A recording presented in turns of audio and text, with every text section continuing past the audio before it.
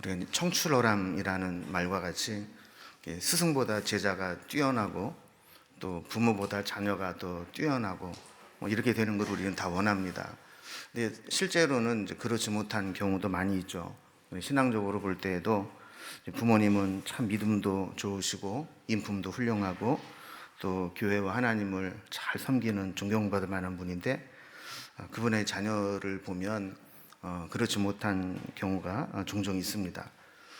그렇다면 그런 분은 자기 자녀를 보면서 어떤 기도를 드릴까요? 아마도 이런 기도를 드릴 겁니다. 하나님, 제가 하나님 그렇게 사랑하고 또 주님께 충성하고 믿음으로 살았는데, 그리고 또 다른 사람들을 주께로 인도하고 또 전도도 했는데 제 자식은 저렇게 밖으로 돌고 하나님으로부터 멀어지고 있는데 그냥 그렇게 내버려 두시겠습니까? 제 자녀들은 하나님이 정말 버리시는 겁니까?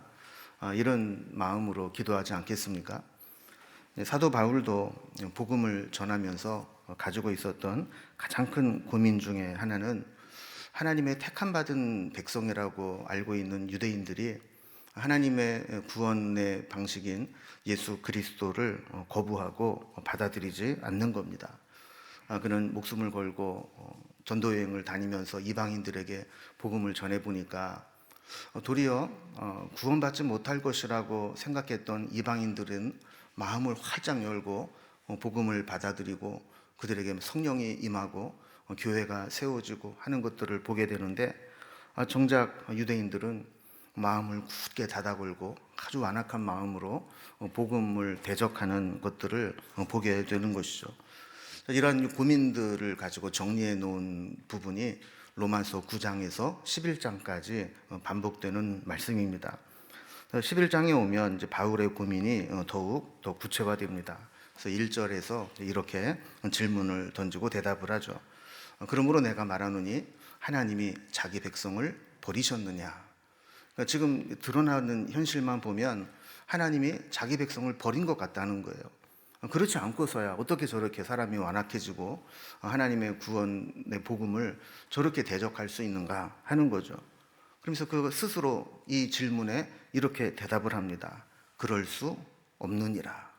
이게 바울이 사용하는 독특한 방식 중에 하나인데, 스스로 질문을 던지고 거기에 대해 분명한 대답을 하면서 자기가 전하고자 하는 것을 말하는 것이죠. 부모가 자기 자식을 포기하거나 버리지 못하듯이 하나님도 자기가 택한 백성들을 절대로 포기하거나 버리지 않는다 하는 겁니다. 바울은 이것을 두 가지 예를 들어서 설명을 하는데, 하나님이 자기 백성을 버리지 않으셨다는 그 예로 이 첫 번째, 이 자기 자신의 변화된 모습을 예로 들어서 하나님은 자기 백성을 절대로 버리지 않는다, 이런 이야기를 하는 겁니다. 바울은 그가 가진 출생이나 그가 자라온 과정이나 그래서 지금까지 살아온 삶을 보면 유대인을 대표할 만한 모든 조건들을 가지고 있습니다. 그래서 1절에 보면 나도 이스라엘인이요 아브라함의 씨에서 난 자요 베냐민 지파라, 이렇게 이야기를 했습니다. 오늘 본문에는 그렇게 자세하게 기록을 하고 있지 않지만 다른 곳에서의 바울의 고백들을 이렇게 종합을 해보면 바울은 출생과 혈통만 유대인이 아니라 그가 가진 사상이나 신앙 그리고 그의 모든 삶은 유대인들, 정통 유대인이라고 할 수 있는 사람들이 가지고 있는 모든 것들을 다 가지고 있는 그야말로 골수 유대인이었습니다. 그래서 한때 다른 유대인들과 같이 예수 믿는 사람들을 경멸하고 핍박하고 그들을 잡아오고 죽이는데 앞장섰던 사람입니다. 그런데 그런 바울에게 하나님의 은혜가 임하고 예수님을 만나는 사건이 있고 난 이후에 바울은 완전히 변화되었습니다.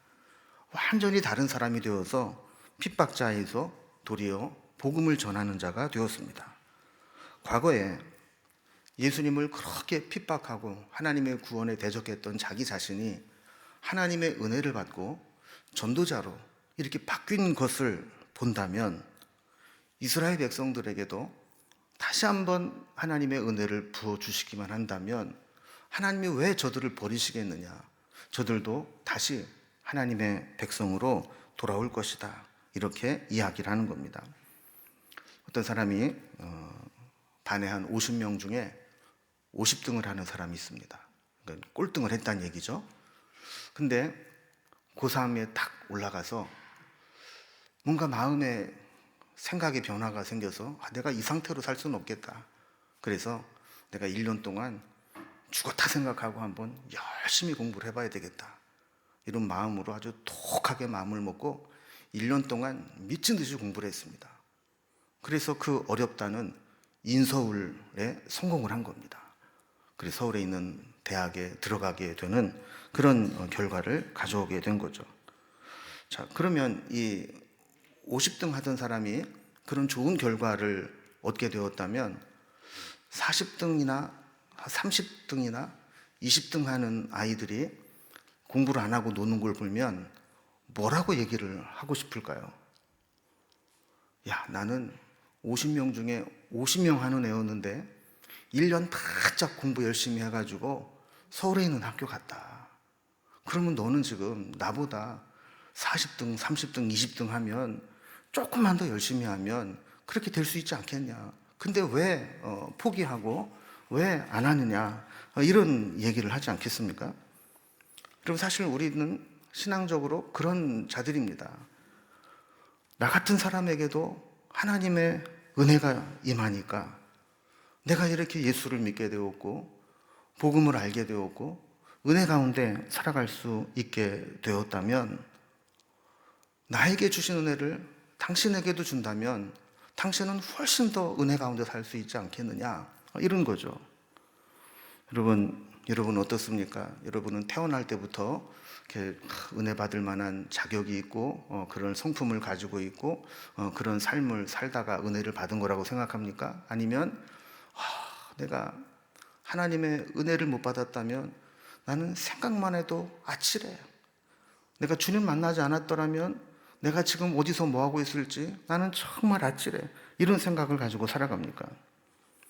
그럼 사실 우리는 하나님이 때로는 달래기도 하고 때로는 손을 봐주시기도 하고 때로는 은혜를 주시기도 하고 때로는 연단시키기도 하고 오랜 시간 참고 기다려주시면서 우리를 여기까지 이 모양까지 만드신 겁니다.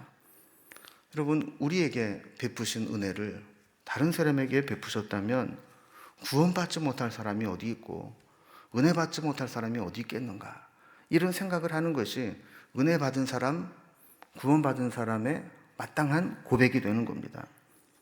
자, 이렇게 사도 바울은 자기 자신에게 생겨난 그 변화, 자기가 받은 은혜로 이 변화받은 것을 예를 들면서 하나님은 하나님이 택한 백성이었던 이스라엘 백성들을 결코 버리지 않을 것이다, 이런 고백을 하는 겁니다. 자, 두 번째로 사도 바울이 이스라엘 백성들을 하나님께서 절대로 버리지 않으신다는 예를 든 것은 구약 성경에 나오는 예들입니다. 그 중에 2절에 4절까지 보면 엘리야의 이 사건을 예로 들고 있습니다.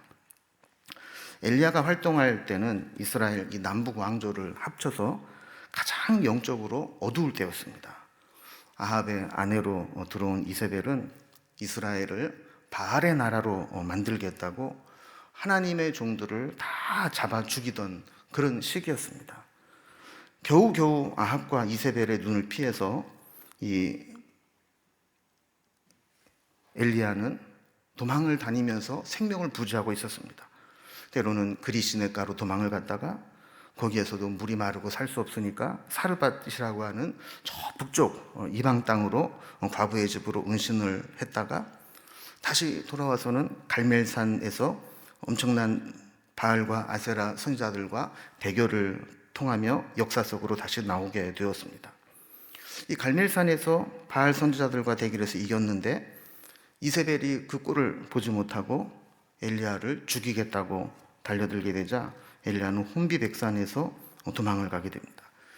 엘리야는 가만히 보니까 자기 혼자밖에는 안 남은 것 같습니다. 하나님 편에 서서 영적인 싸움을 싸울 때 이제는 함께 싸울 동지도 없고 이제 혼자 남은 것 같았습니다. 그래서 2절에 보면 하나님께 엘리야가 자기 백성들을 고발을 하게 되는데 이 고발한 내용이 바로 3절에 나오게 됩니다. 주여, 그들이 주의 선지자들을 죽였으며 주의 제단들을 헐어버렸고 나만 남았는데 내 목숨도 찾나이다. 이제 하나님 편에서 하나님을 믿고 신앙을 지키는 사람 달랑 나 하나 남았는데, 그나마도 지금 이세벨이 내 목숨을 찾고 나까지 죽여서 하나님을 믿는 신앙이 이 땅에서 끊어지게 하고 있습니다. 이런 이야기를 하는 겁니다. 여러분, 우리도 살아가면서 종종 외로움을 느낄 때가 있습니다. 여러 종류의 외로움이 있지만 그 중에 가장 힘든 외로움은 영적인 외로움입니다. 교회를 다니고 여러 부서에 소속되어 있긴 하지만 나 혼자인 것 같고, 또 집에서도 산적해 있는 문제들을 해결할 의지를 가진 사람은 나밖에 없는 것 같고, 또 여러 가지 기도 제목을 가지고 기도해도 이 문제를 놓고 기도할 사람은 나밖에 없는 것 같고, 이 영적인 부담감들을 함께 나눠줄 사람이 없고 나만 그런 영적인 부담감을 가지고 있는 것 같고, 이렇게 영적인 외로움을 느끼게 될 때 이 시간이 오래되면 사람은 영적으로 지치고 탈진되기 쉬운 겁니다. 로뎀나무 아래에 도망가다 쉬게 된 엘리야가 탄식을 합니다. 하나님, 이제 지쳤습니다. 차라리 나를 데려가 주십시오. 그때 주님이 말씀을 합니다. 너는 혼자가 아니다. 그 4절에 보면 그에게 하신 대답이 무엇이냐 그러면서 내가 나를 위하여 바알에게 무릎을 꿇지 아니한 사람 7,000명을 남겨두었다, 이렇게 말씀을 하는 거예요.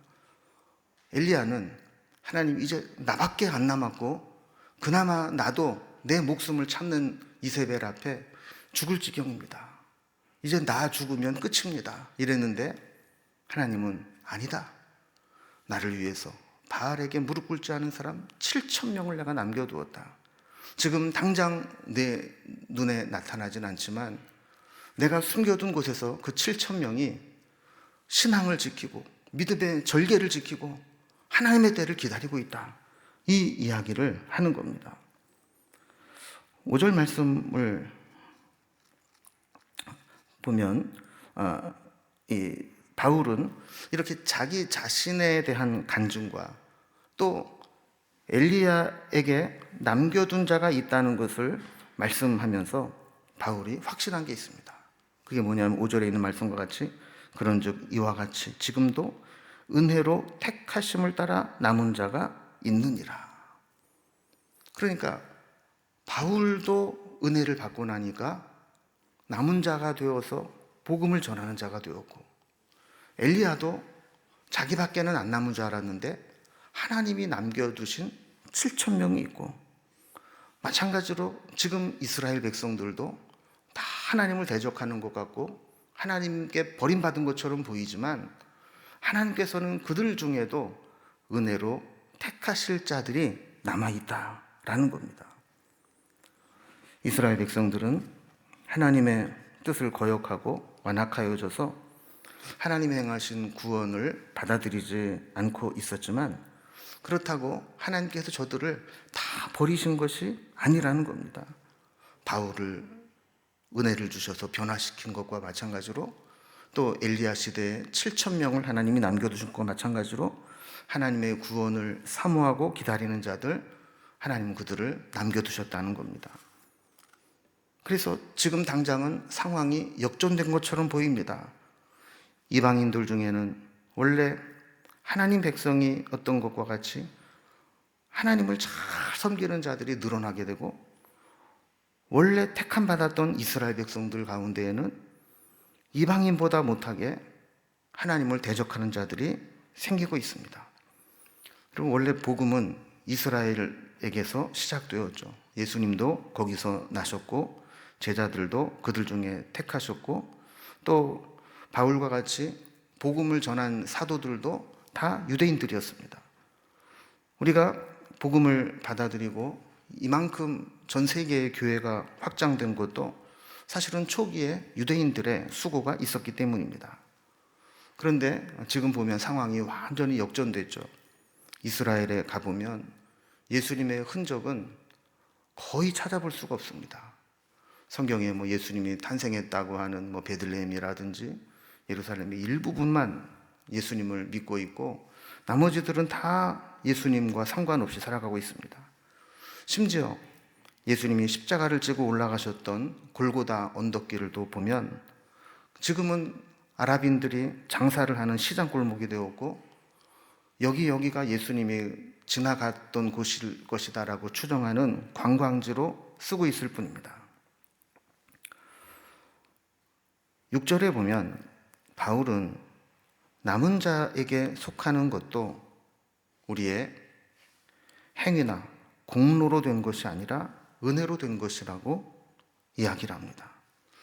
좀 말을 좀 복잡하게 좀 해놨어요. 6절 말씀 다시 보면 만일 은혜로 된 것이면 행위로 말미암지 않음이니 그렇지 않으면 은혜가 은혜되지 못하느니라.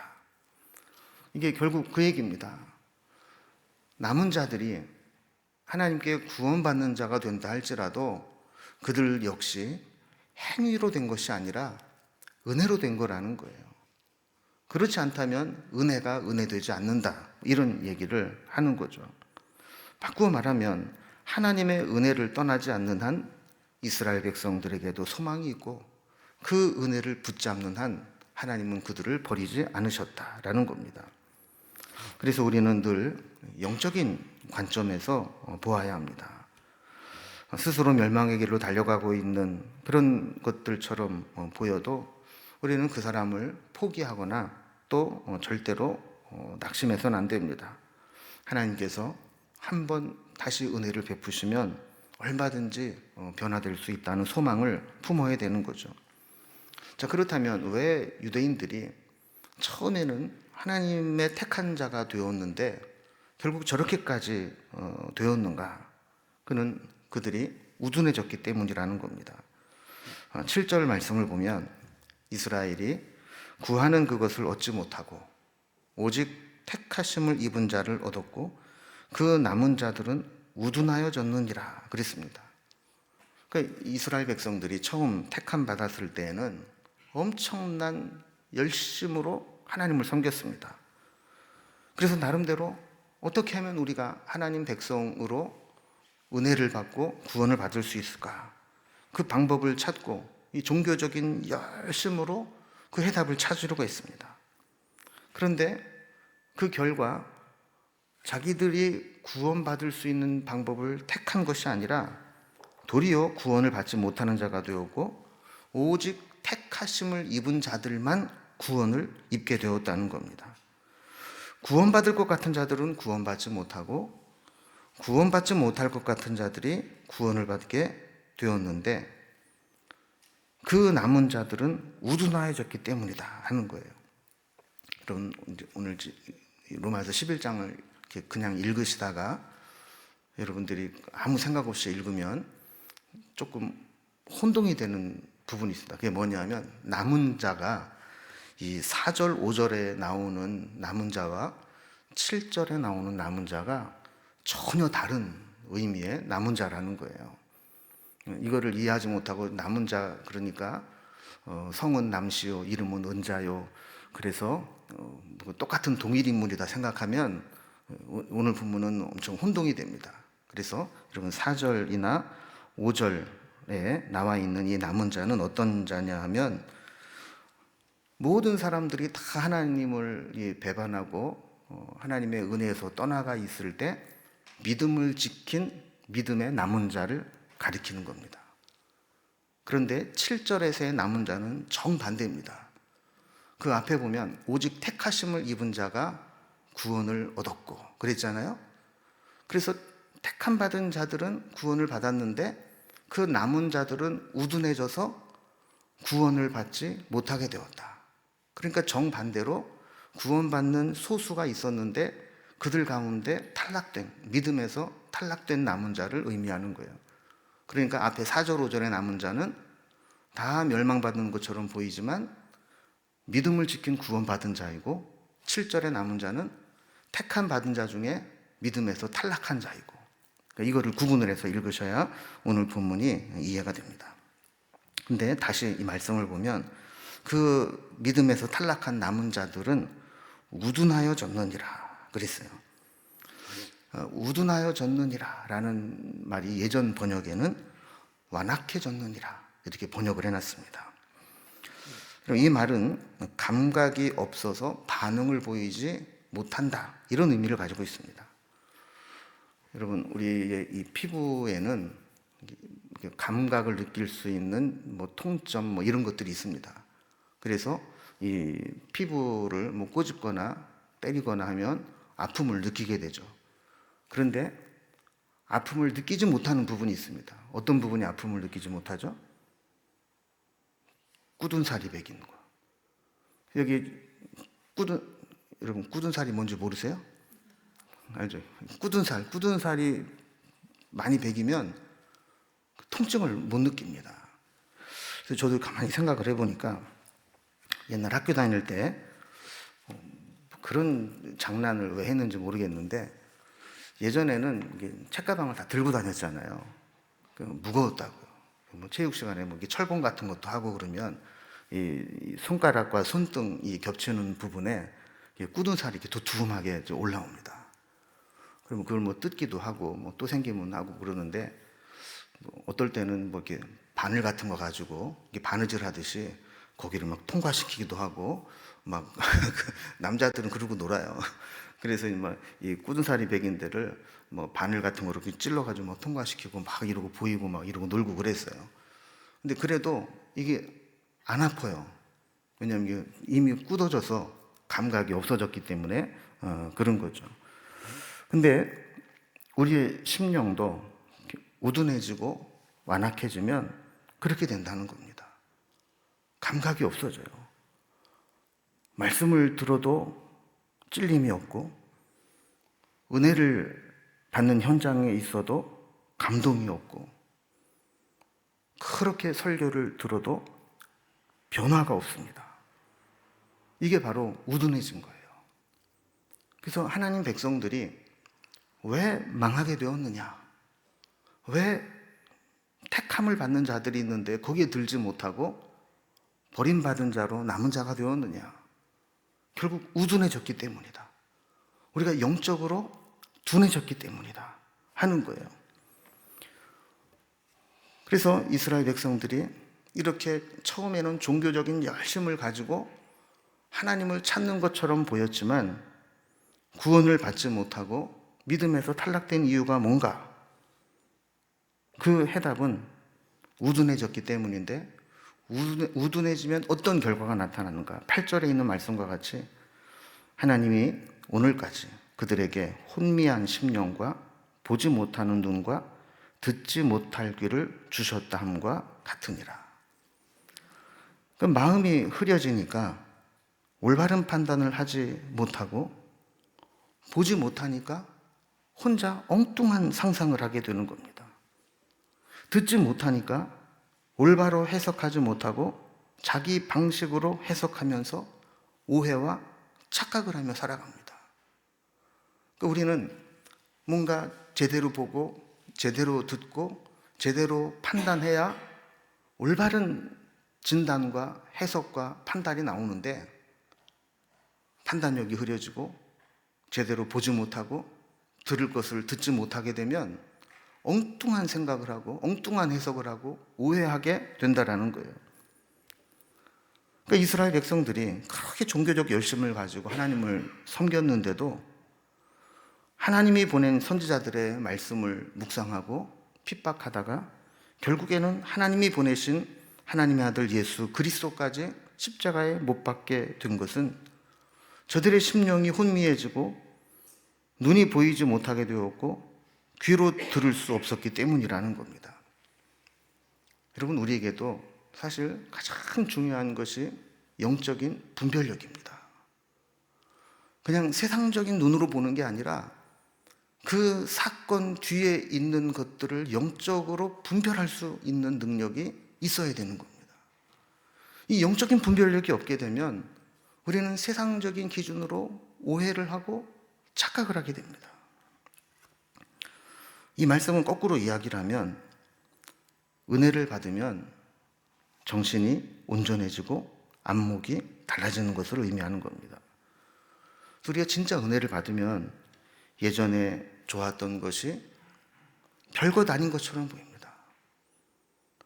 옛날에 중요하게 여겼던 것들이 분토만도 못하게 여기게 되는 겁니다. 옛날에는 눈에 보이는 현상만 보고 판단을 했는데 은혜를 받고 나면 영적인 안목이 생깁니다.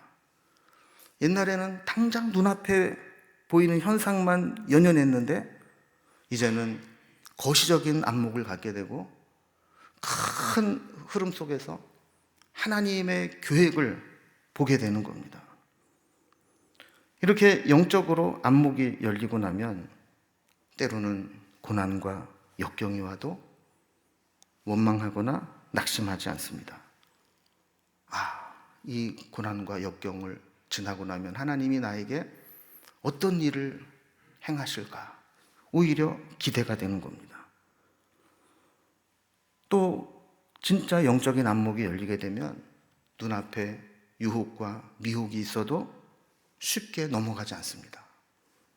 왜냐하면 그 유혹에 넘어가고 났을 때 그 뒤에 올 파멸이 같이 보이기 때문입니다. 여러분, 우리가 왜 쉽게 시험에 들고 왜 쉽게 영적으로 무너집니까? 이 분별력이 부족하기 때문에 그런 겁니다. 내가 이 시험을 이겨내고 나면 하나님께서 어떤 은혜를 주실까?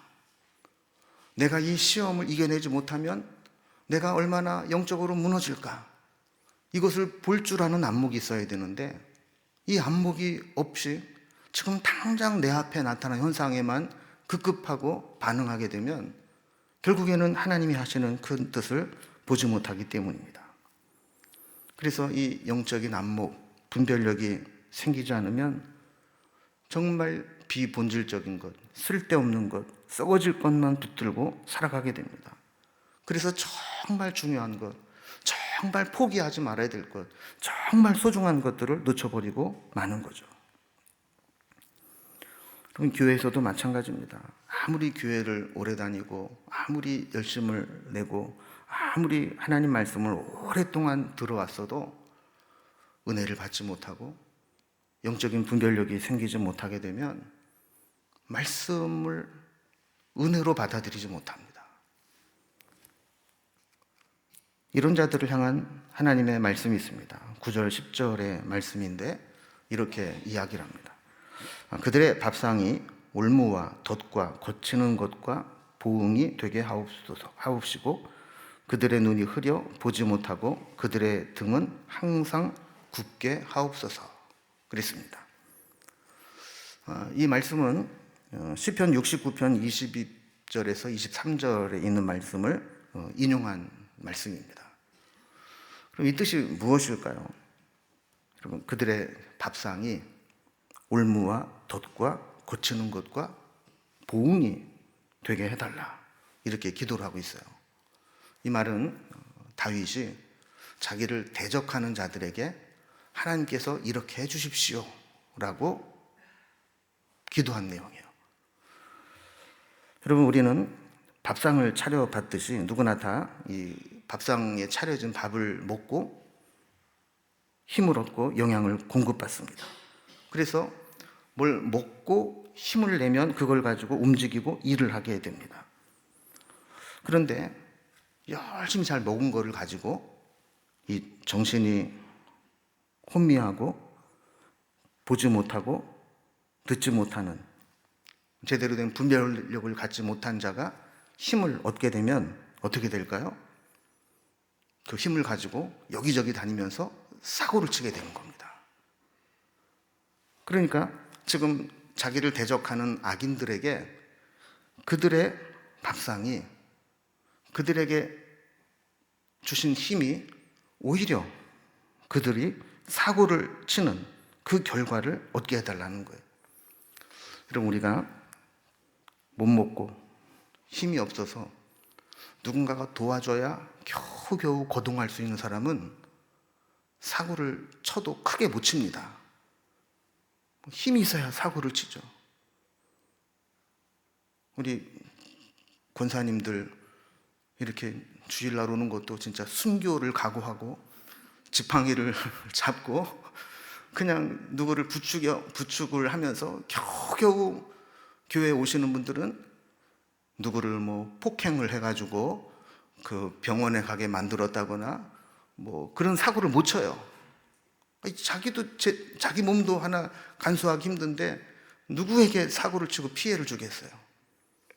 그런데 막 잘 먹고 젊고 막 건강하고 막 혈기왕성해서 그냥 막 주먹이 근질근질하고 내가 이 사고를 치는 게 어떤 결과를 가져올지 분별도 안 되고 이러는 사람은 한번 사고를 잘못 치게 되면 그게 엄청난 사고를 치게 되는 겁니다. 그래서 이게 보면은 엄청난 저주죠. 하나님, 나를 대적하는 저놈들이 먹는 이 밥상이 저들에게 그렇게 올무와 덫과 거치는 것과 보응이 되게 하옵소서, 이렇게 이야기를 하는 겁니다. 그래서 여기서 말하는 밥상은 하나님께 받은 은혜요, 세상의 축복을 의미하기도 합니다. 여러분, 그래서 우리가 하나님의 은혜를 받고 복을 받는 것이 결과적으로 볼 때 항상 축복은 아닐 수 있습니다. 복을 받는 것처럼 보였는데 그 복 때문에 잘못하면 망하게 되는 지름길이 될 수 있습니다. 하나님께 받은 복이 멸망을 자초하고 불행에 덫이 되고 올무가 될 수 있다는 겁니다. 여러분, 돈을 많이 벌게 되거나 세상에서 출세를 하게 되거나 성공을 하게 되면 그것이 우리는 축복이라고 생각합니다. 그런데 그 복을 관리하지 못하게 되면 그 성공과 출세와 돈 때문에 오히려 더 큰 재앙을 당하게 됩니다. 많은 사람들이 돈이 많아지고 출세를 하고 성공을 하면 자기의 인격도 그만큼 높아지는 것처럼 착각을 합니다. 내가 하나님께 은혜를 받아서 내가 신앙생활을 잘하는 것처럼 오해를 하게 됩니다. 그래서 은혜는 축복이 되기도 하지만 부작용이 생길 수도 있습니다. 은혜를 잘못 받으면 교만해지고 하나님의 뜻과 상관없이 자기 멋대로 살아가기 쉽습니다. 옛말에 그런 말이 있습니다. 사랑을 많이 받고 호강하며 자란 자녀는 효도하지 않아도 고생하고 맞으며 자란 자녀가 효도한다. 그런 말이 있습니다. 왜냐하면 너무 오냐오냐 하면서 부족함이 없이 자란 놈은 자기가 조금만 서운하고 자기 마음에 안 맞으면 어떻게 감당을 못합니다. 그런데 어릴 때 엄한 부모님 밑에서 때로는 맞기도 하고 때로는 궁핍하게 살기도 하고 이러다가 철이 들면 우리 부모님이 그 힘든 가운데도 나를 이렇게 아끼고 사랑했구나. 나를 키우기 위해서 그렇게 고생했구나. 이거를 깨달으면서 나중에 효도하게 되는 겁니다. 그래도 종종 보면 그런 자녀들이 있잖아요. 저게 뭐가 부족해가지고 저렇게 부모한테 속을 새기고 땡깡을 부리고 그렇게 속을 새기나. 그런데 어떤 아이들은 보면 뭐 별로 그렇게 잘해준 것도 없고 그런데도 철이 들면 그렇게 잘하게 되는 거예요.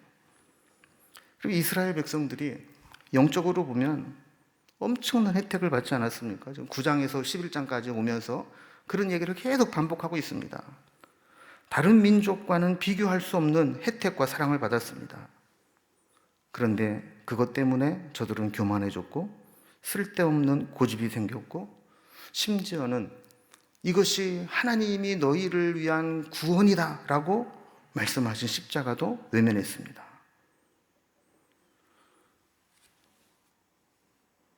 그러면 우리는 어떤가요? 이방인인 우리는 이방인으로서 구원에 참여한 우리가 영적으로 원래 선민이었던 것처럼 착각하고 유대인처럼 행해서는 안 됩니다. 좀 바울이 이제 우리가 나중에 조금 다음 본문에 살펴보겠지만, 많은 사람들이 처음 예수를 믿고 은혜를 받으면 나 같은 자가 어떻게 은혜를 받지, 구원을 받지? 이런 마음에 감격합니다. 은혜 앞에 한없이 겸손해집니다. 그런데 신앙생활을 하면서 세월이 흐르면서 기득권을 가지려고 합니다. 자신의 헌신과 신앙이 업적이 되고 그것이 쌓이면서 계급처럼 여깁니다. 우리가 직분을 받고 어떤 사명을 받았다는 얘기는 그 직분을 가지고 더 겸손히 하나님과 교회를 섬기고 헌신하라는 것인데, 오히려 특권의식을 가지고 그 직분에 부여된 권한만 행사하려고 하고 그 권한을 휘두르면서 자기 멋대로 하려고 하기 쉽다라는 겁니다. 하나님의 선택받았던 백성들도 그 자리를 지키지 못할 때 하나님께 버림받는다면, 원래 이방인이었던 자가 구원받았으면 어떻게 해야 될지를 생각하라는 것이 바울의 이야기입니다. 여러분, 우리도 사도 바울처럼 원래 핍박자요 죄인 중에 괴수가 아니었습니까? 그런 자가 은혜를 받았다, 하나님께 구원을 받았다, 선택을 받았다. 그렇다면 우리도 그 선택받은 자로서 끝까지 남은 자로 서 있을 수 있도록 기도해야 되는 겁니다. 또한 우리도 엘리야 시대에 남은 7,000명처럼 은혜 받은 자로서 언젠가 하나님의 때에 쓰시겠다고 하실 때 쓰임 받을 수 있도록 믿음의 자리를 지켜내야 하는 것입니다. 한 가지 더 우리가 오늘 말씀을 듣고 붙잡고 기도했으면 하는 것이 있습니다. 우리의 자녀 중에서 믿음의 가정에서 태어난 자녀이지만 믿음에서 멀어진 자녀들이 있다면, 하나님이 그들을 버리지 않으신다고 말씀하신 그 말씀을 붙잡고 그들이 주님의 은혜 가운데 거할 수 있도록 여러분 금년 한 해에 더 열심히 기도했으면 좋겠습니다. 그래서 신앙의 청출어람이 일어나고 나보다도 더 귀한 모습으로 하나님께 헌신하고 하나님께 인정받는 자녀가 되어 주기를 그렇게 열심히 기도하면서, 그렇게 돌아오는 자녀들이 여기저기에서 있다고 고백하고 간증하는 은혜가 우리 금년 한 해 동안 넘쳐날 수 있기를 주님의 이름으로 기원합니다. 기도하겠습니다.